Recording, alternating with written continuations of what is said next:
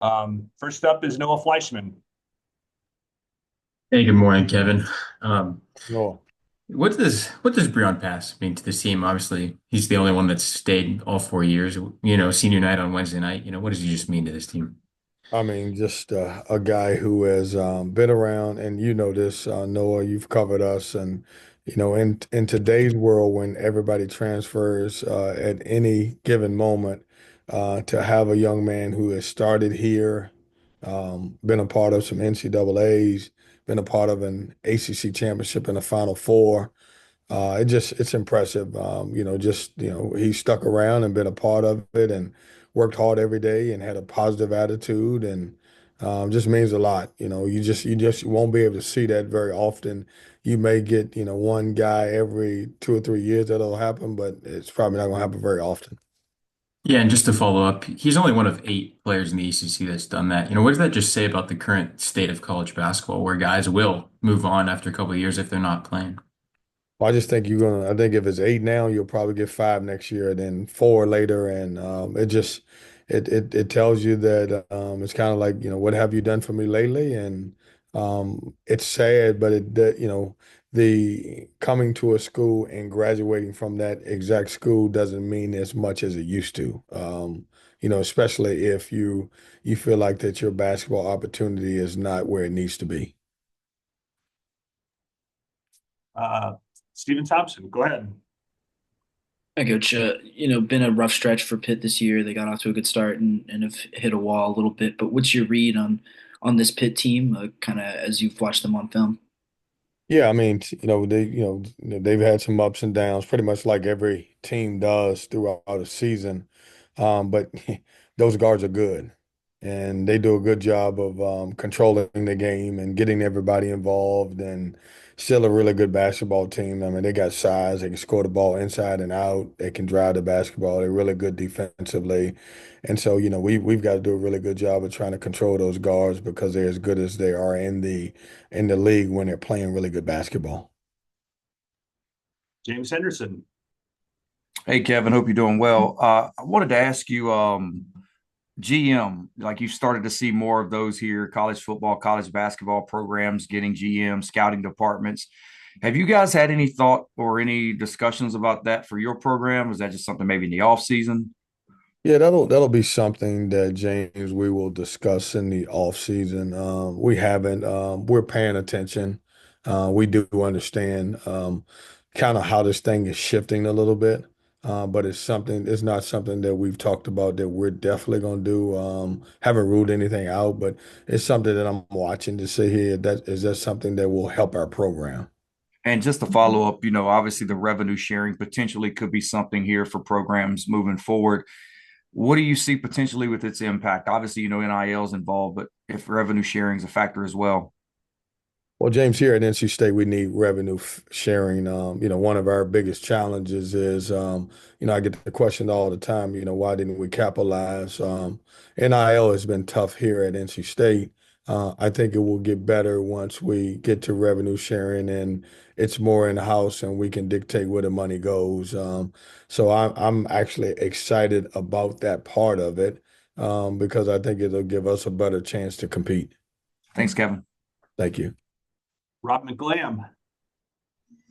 Yeah, Kevin, the last two seasons, I guess you could say that's probably the best success you've had at NC State. And your rotations then tended to be a lot tighter. I know, for Mhm. example, at Oakland, when DR fouled out, you put in Taylor at the four, and he hit the big shot to beat Oakland. This year, it's been 11, 12 players. I know a lot of times you get to 10 minutes in the game, you've already played 11 players. What's the variance? Why is there a difference now? Is it harder to tighten up their why? I'm sorry. Why is it harder to tighten up that rotation now? You know, Rob, a lot of that is based on the season that we've had, and it's been a tough season. And when you look at our group, there's so much. There's not a lot of difference between the number third guy and probably our number, 9 or 10 guy.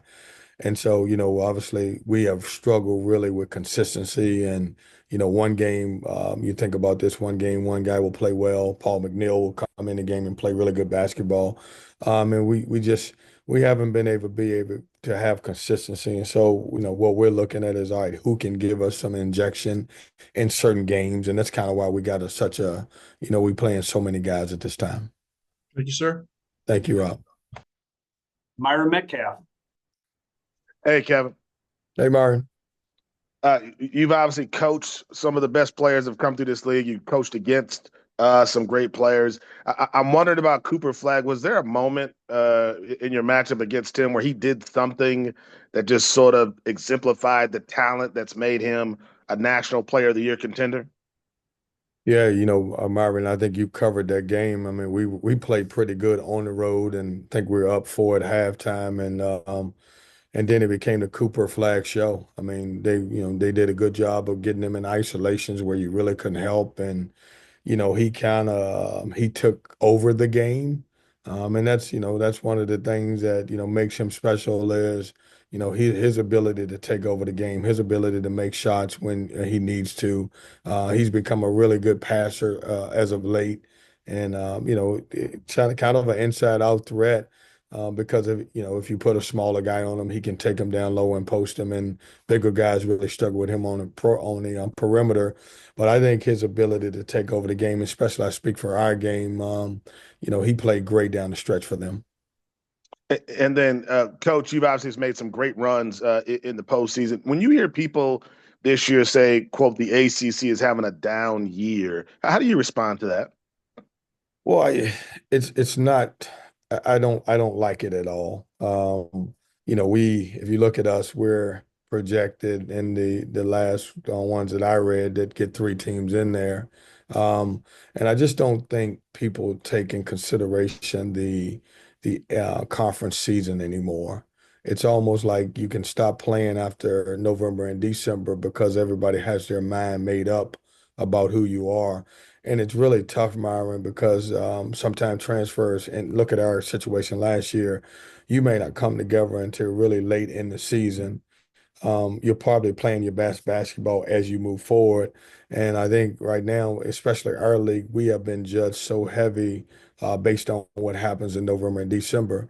But on the flip side is when we do get in the tournament, we perform a lot better than most conferences. Thanks a lot, Coach. Thanks. Jaden Watson Fisher.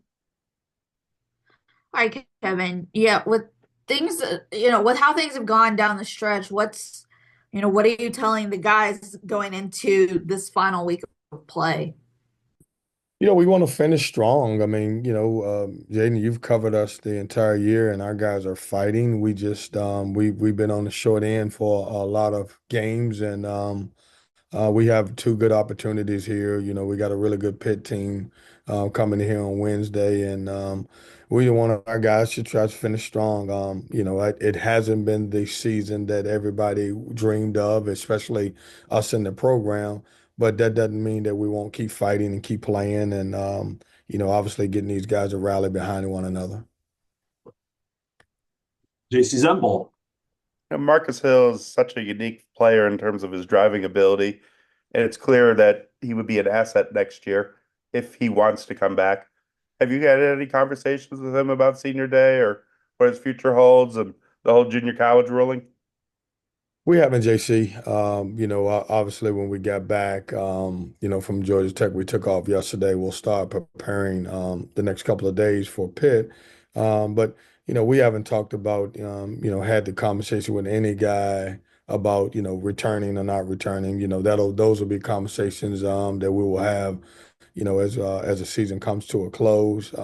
I'm excited for Marcus that he will get the opportunity. I'm glad that they didn't count the JUCO years against anybody. But Marcus has had a good year for us, and that'll be a conversation that we'll have with him and his family.